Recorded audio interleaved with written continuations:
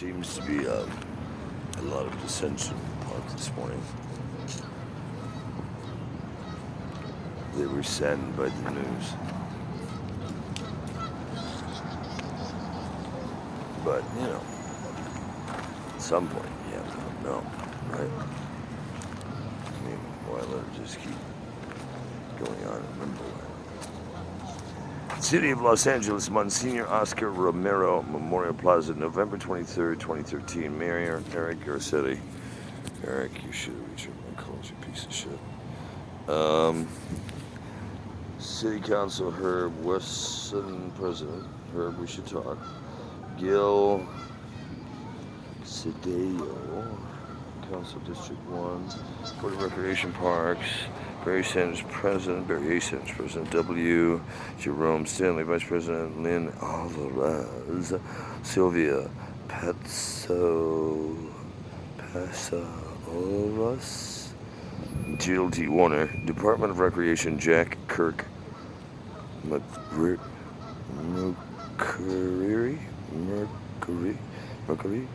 General Manager. Organization, Salvadorian American Leadership and Educational Fund, Landscape Architecture, MIA Leary and Associates, Contractor, Child's Play. I had a hand in this through a back door. I'm not going to say how or why in this moment. Do you recognize this dude? Si Dios acepta el sacrificio de mi vida, puedo su mi muerte para la libertad de mi pueblo. Un abrazo, moría pero la iglesia de Dios, que es el público, música.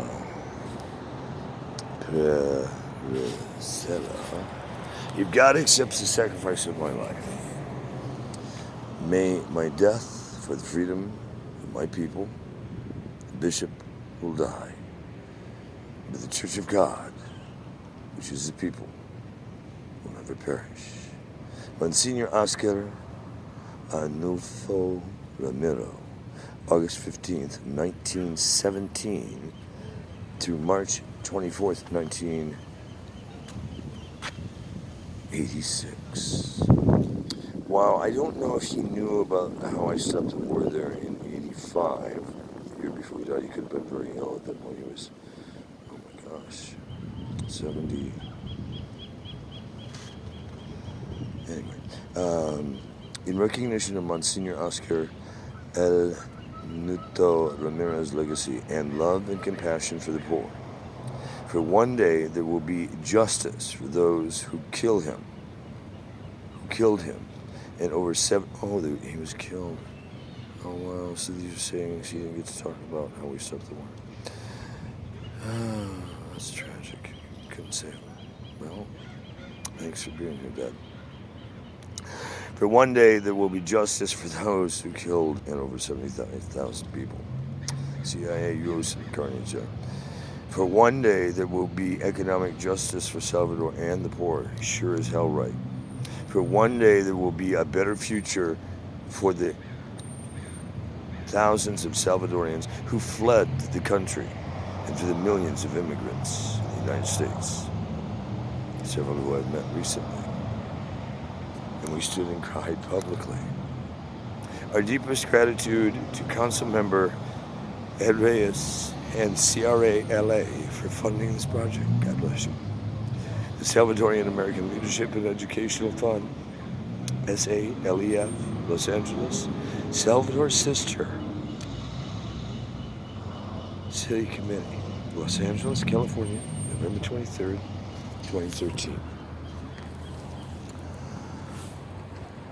I stopped that war down there for 4 days, and shipped in millions of food and medicine through UNICEF from the Rock for America Fund after nearly losing my life in a CIA drug war when I was 18.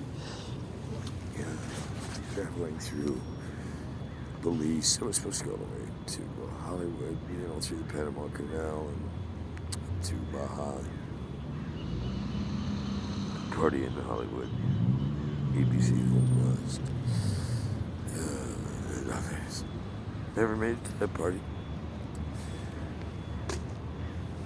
Because when you land to tanks and machine guns and machetes and you're 19, 18, 19, and never wanted to go to a war ever, and they're ripping your shit apart.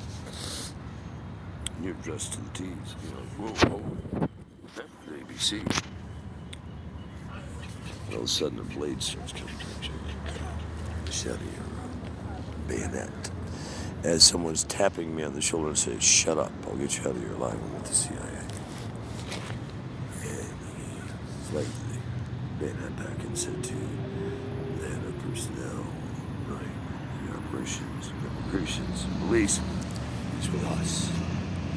My stuff was packed up immediately like a Hilton hotel, carried to the Jeep outside, where I sat in the passenger seat with my other guest in the back with the luggage. And 20 minutes into a bumpy ride, I headed to a barefoot windjammer cruise out of police. I broke the silence and said, "So, whose fucking bright idea was this one?" I was picked because of my heritage, my honesty, and my integrity. At that point, my almost decade of international and domestic news coverage. I had already toured North America, Canada, performing in symphonies and bands and competitions, singing in courses, and toured the West Coast, all over North America. He even met the president at NORAD, 5 miles under, while on tour in Boulder, Denver area. Thanks, Jimmy. Roseland. You always kept your name. Well, except one little thing where you said I'd never be drafted into a war. Oh, you're right, I wasn't drafted. You killed the draft just as I was turning 18, so I even missed that for Vietnam. Thanks. I appreciate that. Because I was going to for CKLW, I'd be a priest in Canada, doing religious top 40 radio on the Big 8 CKLW. And we had it all put together. Thanks, Pat Holiday and all you guys who put that together. And I turned it down last minute. I got rid of the draft, took a programming job at LAV and Grand Rapids straight out of high school into college, but I had been in college since childhood because in the summers I was sent to Interlochen to be classically trained and to Lake Superior State College in Marquette to be classically trained, to Michigan State to learn international debate and government and politics, and these were summer trips and going to private schools during the school year, and during school years also being on tour around North America and Canada. By the time I was 18 and got into the drug war, I had traveled most of my life from age, I don't know, early in life, 5 to 8, we started traveling a lot because when Mom was on campaign trail from president, assistant president of the party, and she was a second generation Kennedy. I'm a third generation Kennedy. Because her father's father, Sir Lord Augustus James Gardner, Lord, Knights of the Round Table, and also held the seats in Parliament.